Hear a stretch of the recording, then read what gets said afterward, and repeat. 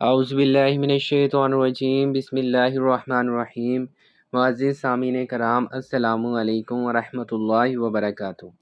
ایک مرتبہ کا واقعہ ہے کہ نبی کریم صلی اللہ علیہ وسلم طواف فرما رہے تھے۔ ایک اعرابی کو اپنے آگے طواف کرتے ہوئے پایا، جس کی زبان پر یا کریمو کی صدا تھی۔ حضور اکرم صلی اللہ علیہ وسلم نے بھی پیچھے سے یا کریم پڑھنا شروع کر دیا۔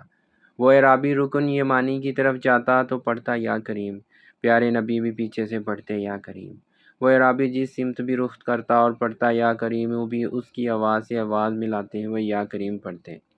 اعرابی نے تاجدار کائنات صلی اللہ علیہ وسلم کی طرف دیکھا اور کہا کہ اے روشن چہرے والے، اے حسین قد والے، اللہ کی قسم اگر آپ کا چہرہ اتنا روشن اور عمدہ قد نہ ہوتا تو آپ کی شکایت اپنے محبوب نبی کریم کی بارگاہ میں ضرور کرتا کہ آپ میرا مذاق اڑاتے ہیں۔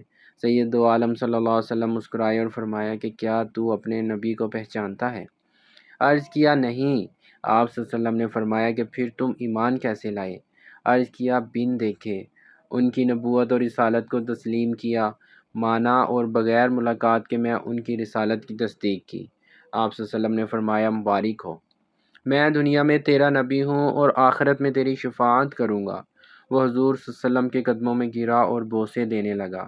آپ صلی اللہ علیہ وسلم نے فرمایا میرے ساتھ وہ معاملہ نہ کر جو اجمی لوگ اپنے بادشاہوں کے ساتھ کرتے تھے، یعنی کہ ان کے قدموں میں گرتے تھے، ان کو سجدہ کرتے تھے۔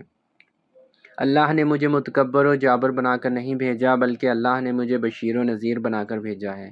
راوی کہتے ہیں کہ اتنے میں جبرائیل علیہ السلام آئے اور عرض کیا کہ اللہ جل جلالہ نے آپ صلی اللہ علیہ وسلم کو سلام فرمایا ہے اور فرماتا ہے کہ اس اعرابی کو بتا دیں کہ ہم اس کا حساب لیں گے۔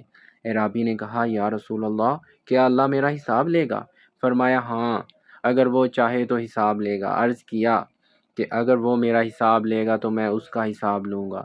آپ نے فرمایا کہ تو کس بات پر اللہ سے حساب لے گا؟ اس نے کہا کہ اگر وہ میرے گناہوں کا حساب لے گا تو میں اس کی بخشش کا حساب لوں گا، میرے گناہ زیادہ ہیں کہ اس کی بخشش۔ اگر اس نے میری نافرمانیوں کا حساب لیا تو میں اس کی معافی کا حساب لوں گا، اگر اس نے میرے بخل کا حساب لیا تو میں اس کے فضل و کرم کا حساب لوں گا۔ حضور صلی اللہ علیہ وسلم یہ سب سماعت کرنے کے بعد اتنا روئے کہ ریش مبارک آنسوؤں سے تر ہو گئی۔ پھر جبرائیل علیہ السلام آئے، عرض کیا اللہ کے رسول، اللہ سلام کہتا ہے اور فرماتا ہے کہ رونا کم کر دیں۔ آپ کے رونے نے فرشتوں کو تسبیح و تحلیل بھلا دی ہے۔ اپنے امتی کو کہیں کہ نہ وہ ہمارا حساب لے نہ ہم اس کا حساب لیں گے، اور اس کو خوشخبری سنا دیں یہ جنت میں آپ کا ساتھی ہوگا۔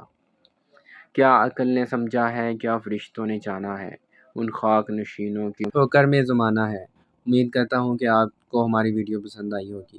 اللہ تعالیٰ آپ کو اور مجھے ان باتوں پر عمل کرنے کی توفیق عطا فرمائے۔ ہمیں نبی کریم صلی اللہ علیہ وسلم اور اللہ تعالیٰ سے سچا عشق کرنے کی توفیق عطا فرمائے۔